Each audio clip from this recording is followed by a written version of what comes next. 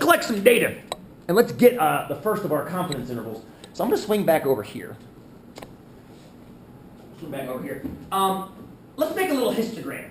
So we're going to go with x. Well, we'll make a distribution first, then we'll do a histogram on the TI. That'll be a good review for us.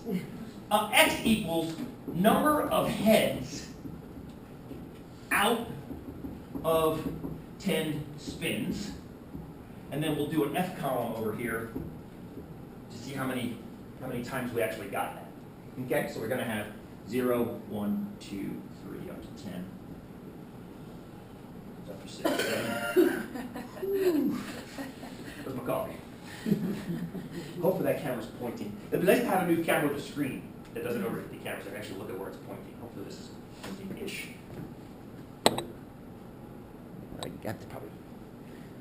Did anybody not get any heads at all in all 10 spins? Did anybody get 1 head? 9 tails. 2 heads.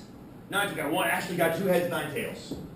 3 heads. 8 tails. 2 heads, 8 tails. 3 heads, 7 tails. Where's my coffee? 1, 2, 3, 4. We got 4 of those. Did anybody get 4 heads? And the rest tails. We'll just go safe. 1, 2, 3, 4. 4 is all. Half and half. 5 and 5. 1, 2, 3, 4, 5, 6, 7. 7 there. 6 heads. 2, 3, 4, 5. Okay, beautiful. 7 heads. 1, 2, 3, 4, 5. 8 heads. 9, 10. Okay, here's our distribution. Now we could draw this by hand, draw a histogram by hand. I say no, let's not. Let's revisit our TIs and make sure we still do a histogram in our TIs. Because we're going to want to enter data in our TIs, we're going to want to graph data in our TIs, and we're sure as heck going to want to analyze data in our TIs. Pull this bad boy over here. Slap this up on the screen. It's not bad, it's not bad.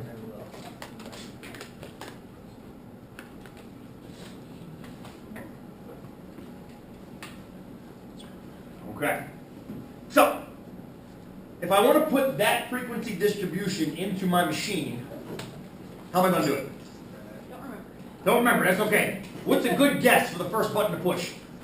Stat's a good first guess. Yes, stat is the one you want to push. Yes, it's starting to come back maybe a little bit like, oh yes, I'm vaguely remembering this. What do I want to select next? Edit. Edit's our go-to. Chances are you had stuff in there already from whatever your last class was or your last math problem that you did was. So I want to clear out L1 and L2. Remember how to do that? Yeah, go up there, click clear. Yes, ma'am. Top of L1, hit clear and then push down. Top of L2, clear and down. And that'll clear out any list you want. Any list you want. Make sure you hit clear. Other buttons do not so awesome things. And now it's just a matter of filling in our data. I'm going to call L1 our X column, so 0, 1, 2, and so forth. Then L2 is just going to be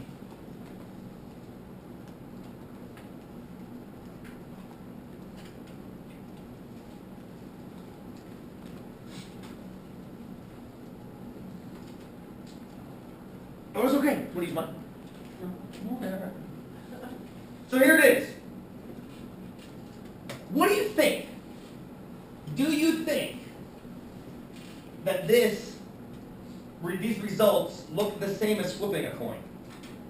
Within an ish. We haven't defined an ish yet. Does this look to you as if they were the same as flipping a coin? Probably. We're getting some nods. Probably close with random noise in. Yeah. Okay, good. Let's get a visual of these. And we can also get a visual of these and also compare it to a pure random distribution. So remember how to make a histogram? You can say no. It's totally fine if you don't. Okay.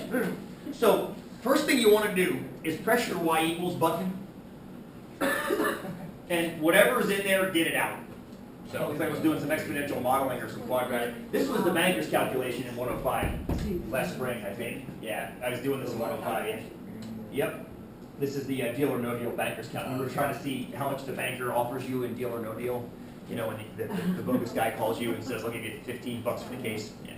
So anyway, Make sure those are all turned off, because if you don't, they get in the way. Second, y equals. Yes. This is another reason I love having the YouTube video channel running, because if you need tech help, you can come back and watch the videos, and they're all here. Okay, so far? All right. Plot 1 is probably the way to go. Turn it on. You can pick what you want to graph. I'm going to go ahead and grab the histogram, which is the third choice of down and over twice. Grab that.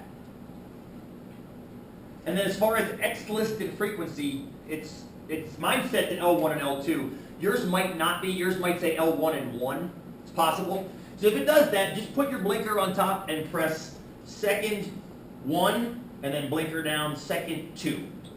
You have to hit second. That keys the list in. It might be. It might be. It should be similar-ish, but it might be a tad. At least look at Mine's you. working. I got an 83. Okay, maybe it's not that. Some things are different. I just forget which now. I know.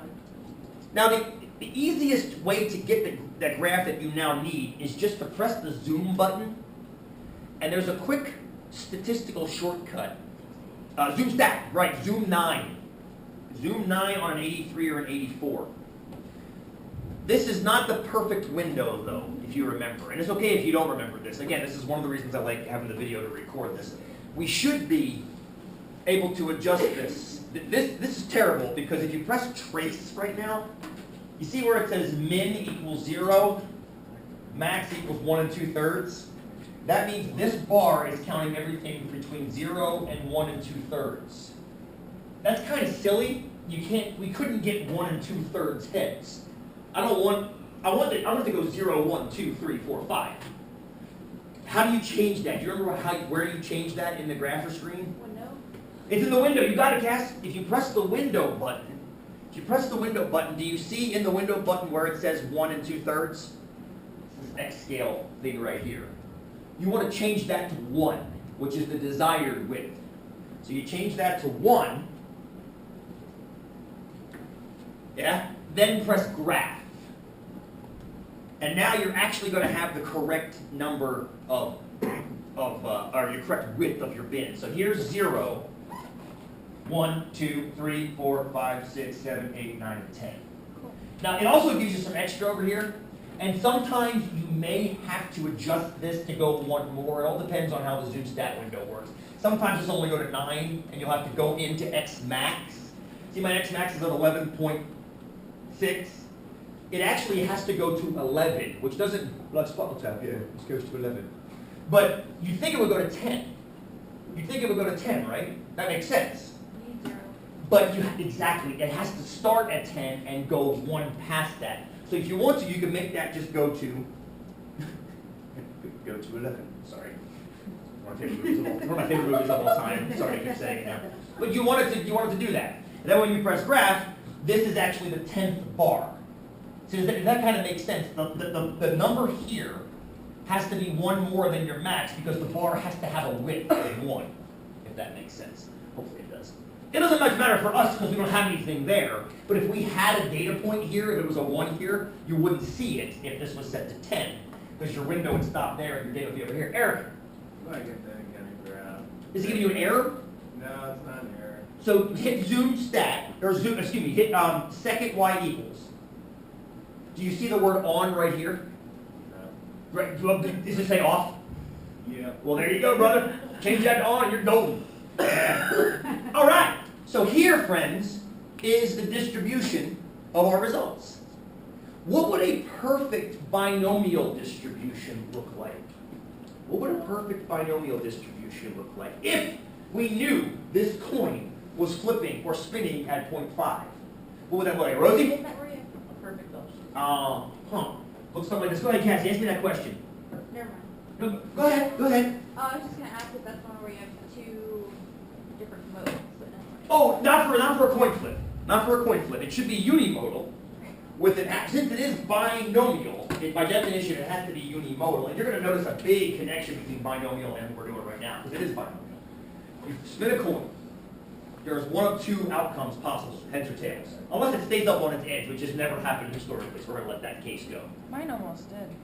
Yours almost did? Yeah, I'm serious. It Almost. was like spinning and then it like stood there for a second. And then it fell over. Yeah. Interesting. Yeah. That might actually be a corrupt data point, believe it or not. Yeah. Because it's paused. Well, it's a theory I'll get into on Yeah, Tuesday. it was weird. That is weird. I've never had, that's why I don't use nickels. Yeah. Because nickels actually will do that. They'll stay, Oh, there's a yeah. fat edge, it'll actually stay up. But here's I guess my question. Do you see how, and this is what I wonder out loud to myself. This little bar over here, and I just do this very, very roughly. But I noticed that this bar over here is above, and this bar down here, there seems to be like too much here, if you will. And maybe the skew from what is perfect is arguably not ignorable. So for example, what was our average number of heads? Let's run one bar stats on this. Everybody, stat? Yes, ma'am. So stat, calc, one of our stats. This is pretty much the only thing we'll use in this menu ever. And we won't use it much in here over time. Over time, we're going to find better methods in this. Just when you grab one bar stats, put L1, comma L2 after it. That you have to do that. That way it knows where your data is. Remember L1, second one, comma, button above 7. L2, second 2. And then press enter. Average came out at exactly 5. Median came out at exactly 5. So right now, there is no indication whatsoever that there is any difference between spinning a coin and flipping a coin, is there? Doesn't look like there is. On average, we got 5. On median, we got 5. So it looks to me like we've kind of answered this question, maybe, except for one small problem. When I asked you what's the chance of flipping heads or flipping tails, what did you say immediately? You said 50-50. We know that has to be true because you're flipping the coin, there are only 2 outcomes, and you're stopping it and putting it on your hand, which means we've defined the population well enough to describe it like that. Have we defined the entire population of coin spins by doing a sample of whatever we did? How many did we do? We did, where's N? I forget where N is. N is 26. We did 260 trials. Right? That's our result so far.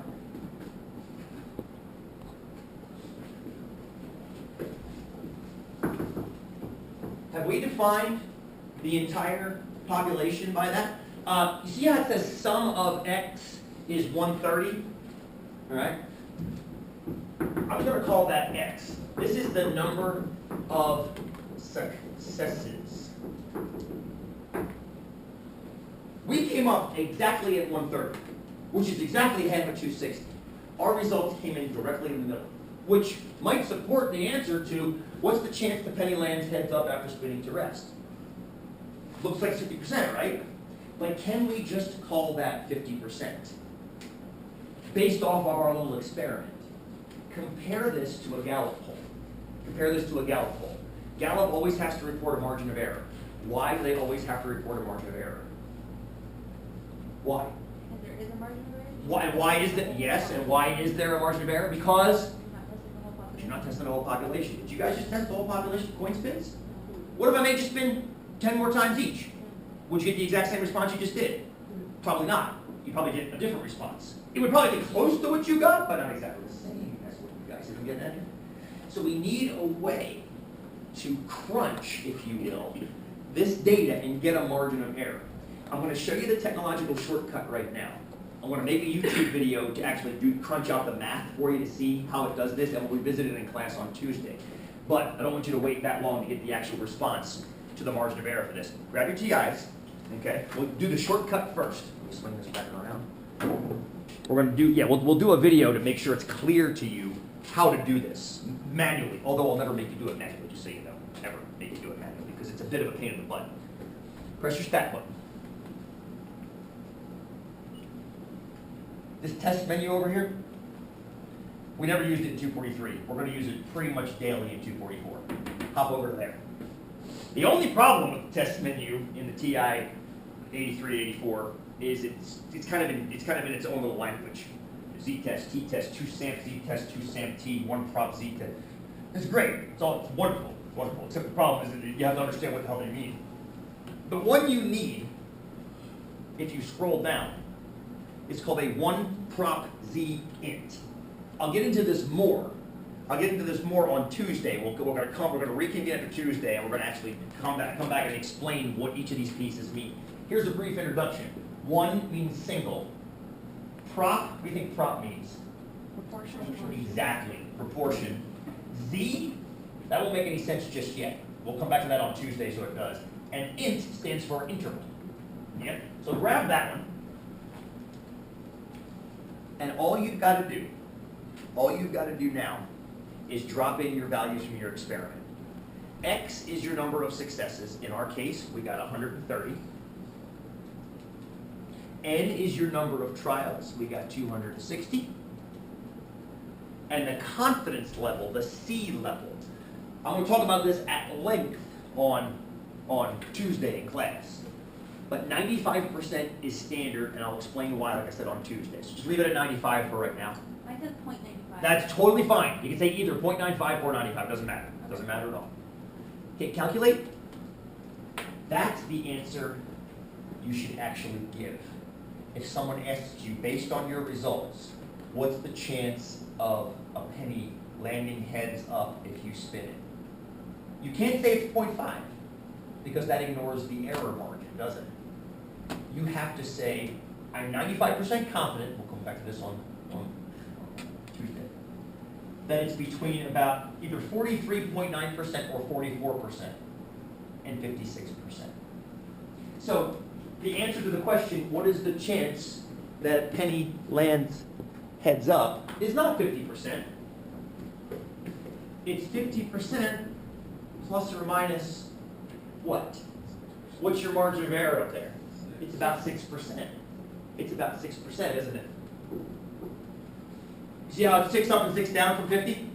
Your p hat value, it gives it to you right there. Your p hat value was exactly a half. Yeah, absolutely. The problem is there's a margin of error on that. So you're not sure it's exactly half. It might be as low as 44%. It might be as high as 56. There's no way of shrinking that margin until you do what? And it's okay if the answer doesn't come to you right away. We'll come back to that on Tuesday, maybe.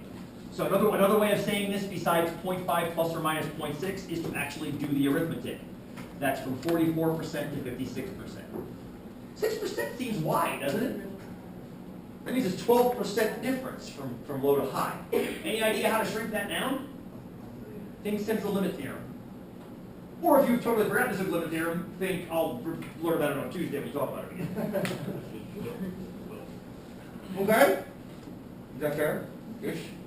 So what I'll do for Tuesday, I'll record a YouTube video showing where this calculation came from. Okay, showing the whole construction. I'm not going to torture you by making you regurgitate it, but I would like you to see where it comes from. There's a good mathematics behind it, times the binomial distribution. We'll get that linked off of your schedule page or the homework page. We'll see. No homework for Tuesday. If I were you guys, I'd start knocking the first project out. Honestly, get that first project. You probably knock it out in, I guess, 20-25 minutes. So just get it done. That way it's done for week 3. Look at the central limit theorem review quiz for next Thursday. You might knock that out too. Somebody email me to remind me to put the video up from that section, please. If not, you just don't have it. And we'll see you on Tuesday. And if you make a pile of pennies up here, that'd be fantastic. Thank you. That's awesome. Thank you so much. Have a good weekend.